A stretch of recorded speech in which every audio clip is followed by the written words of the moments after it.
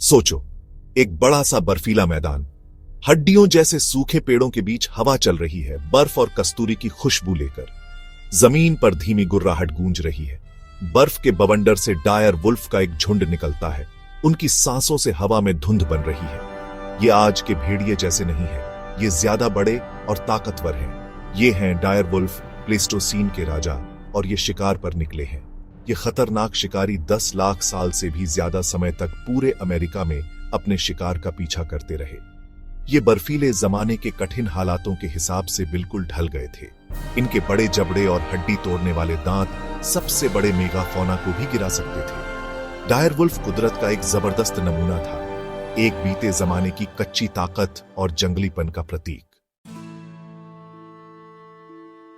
Pleistocene epoch, जो 26 लाख साल पहले से 11,700 साल पहले तक चला, ये मौसम में बड़े बदलावों का समय था। बड़ी बड़ी बर्फ की चादरें आगे बढ़ती और पीछे हटती रहीं, जिससे धरती का रूप बदलता रहा और जीवन के विकास पर असर पड़ता रहा। इसी दौरान डायर वुल्फ एक प्रमुख शिकारी के रूप में उभरा। उनका राज कनाडा के ठंडे मैदानों से लेकर दक्षिण अमेरिका के दक्षिणी छोर तक फैला था। जीवाश्म के सबूत बताते हैं कि ये एक बहुत ही अनुकूल प्रजाति थी, जो खुले घास के मैदानों से लेकर घने जंगलों तक कई तरह के वातावरण में रहती थी। जीवाश्म रिकॉर्ड में उनकी मौजूदगी बताती है कि वो विशाल जीवों से भरी दुनिया में शीर्ष शिकारी थे।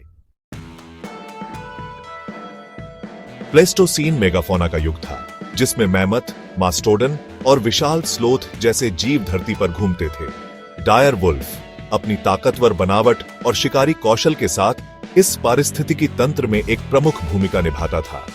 वे दूसरे खतरनाक शिकारियों जैसे कि सेबर टूथ कैट और अमेरिकी शेरों के साथ अपने हिस्से के शिकार के लिए प्रतिस्पर्धा करते थे। सबूत बताते हैं कि डायर वुल्फ विशेष शिकारी थे, जो घोड़ों और बाइसन जैसे बड़े शाकाहारी जीवों को अपना निशाना बनाते थे। उनके शक्तिशाली जबड़े और दांत, जो जबरदस्त काट सकते थे, उन्हें इतने बड़े शिकार को गिराने के लिए एकदम सही बनाते थे। वे झुंड में शिकार करते थे, अपने आधुनिक भेड़िए जैसे रिश्तेदारों की तरह अपने शिकार को गिराने के लिए मिलकर काम करते थे। भाग 4, शिकार के लिए बना। डायर वुल्फ विकास की एक अद्भुत रचना थी। इसका शरीर कठोर प्लेस्टोसीन वातावरण में जीवित रहने के लिए बना था। ग्रे वुल्फ से बड़ा और मजबूत, इसकी खोपड़ी भारी और टांगें छोटी थीं, जिससे पता चलता है कि यह तेजी से ज्यादा ताकत पर ध्यान देता था। इनके विशाल जबड़े और दांत, जो किसी भी जीवित कैनिड से बड़े थे, उनके सबसे जबरदस्त हथियार थे। झुंड में रहने का तरीका उनके शिकार की सफलता में बहुत अहम था। साथ मिलकर काम करके वे खुद से कहीं ज्यादा बड़े शिकार को गिरा सकते थे, जिससे विशाल जीवों की दुनिया में उनके बचने की संभावना बिया अच जाती थी।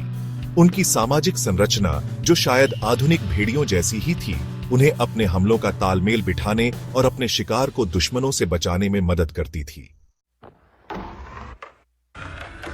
भाग 5, आखिरी चीख। लगभग 11,700 साल पहले प्लेस्टोसीन इपॉक का अंत हो गया और तेजी से जलवायु परिवर्तन का दौर शुरू हुआ। इसने होलोसीन की शुरुआत की, जो वर्तमान भूवैज्ञानिक युग है। जैसे जैसे तापमान बढ़ा और ग्लेशियर पीछे हटे, मेगाफौना, जिन पर डायर वुल्फ निर्भर थे, गायब होने लगे। उनके शिकार का गायब होना और ग्रे वुल्फ जैसे दूसरे शिकारियों से प्रतिस्पर्धा डायर वुल्फ के लिए बहुत ज्यादा साबित हुई। उनकी विशेष शिकार रणनीतियां, जो प्लेस्टोसीन में इतनी सफल थीं, बदलती दुनिया में एक बोझ बन गई। उनकी चीखों की आखिरी गूंज हवा में गायब हो गई और बस हड्डियां और उनके विलुप्त होने का रहस्य रह गया। भाग 6, जीवन में एक और मौका। डी एक्सटिंक्शन का विज्ञान, जो कभी साइंस फिक्शन तक सीमित था, अब हकीकत के करीब पहुंच रहा है। क्राइस्पीआर और जीनोम सीक्वेंसिंग जैसी जेनेटिक तकनीकों में प्रगति के साथ वैज्ञानिक विलुप्त प्रजातियों को वापस लाने की संभावना तलाश रहे हैं, जिसमें डायर वुल्फ भी शामिल है। इस प्रक्रिया में जीवाश्म अवशेषों से प्राचीन डीएनए निकालना, जीनोम की सीक्वेंसिंग करना और फिर जीन एडिटिंग तकनीकों का इस्तेमाल करके उन जीनों को ग्रे वुल्फ जैसी करीबी जीवित प्रजातियों के जीनोम में जोड़ना शामिल है। फिर भ्रूणों को सरोगेट माताओं में प्रत्यारोपित किया जाएगा, इस उम्मीद से कि ऐसे जानवर पैदा होंगे जिनमें उनके विलुप्त पूर्वजों के मुख्य लक्षण होंगे। भाग 7, पुनरुत्थान की नैतिकता। विलुप्त प्रजातियों को वापस लाने की संभावना गंभीर नैतिक सवाल खड़े करती है। कुछ लोगों का तर्क है कि अतीत की गलतियों को सुधारना और जो हमने नष्ट किया है उसे वापस लाना हमारा नैतिक कर्तव्य है। दूसरे लोग प्राकृतिक व्यवस्था के साथ छेड़छाड़ के खिलाफ चेतावनी देते हैं। उनका तर्क है कि आधुनिक पारिस्थितिक तंत्र में विलुप्त प्रजातियों को फिर से लाने के परिणाम अप्रत्याशित और संभावित रूप से हानिकारक हैं। डी एक्सटिंक्शन पर बहस जटिल और बहुआयामी है। जानवरों के कल्याण, आवास की उपलब्धता और अनपेक्षित पारिस्थितिक परिणामों की संभावना के बारे में चिंताएं हैं। सवाल सिर्फ ये नहीं है कि क्या हम विलुप्त प्रजातियों को वापस ला सकते हैं, बल्कि ये है कि क्या हमें ऐसा करना चाहिए। यह एक ऐसा सवाल है जिसके लिए वैज्ञानिक, नैतिक और सामाजिक प्रभावों पर सावधानीपूर्वक विचार करने की जरूरत है। डायर वुल्फ, जो कभी प्लेस्टोसीन की कच्ची ताकत का प्रतीक था, अब पुनरुत्थान की नैतिकता के लिए एक परीक्षण का मामला बन गया है। क्या हमें अतीत को फिर से लिखने, हजारों साल पहले गायब हुई प्रजाति को वापस लाने का अधिकार है, या हमें अपने प्रयासों को बची हुई जैव विविधता के संरक्षण पर केंद्रित करना चाहिए? भविष्य की रक्षा के लिए अतीत से सीखना चाहिए। इसका जवाब डायर वुल्फ की चीख की तरह समय के गलियारों में गूंजता है, हमारे फैसले का इंतजार करता है।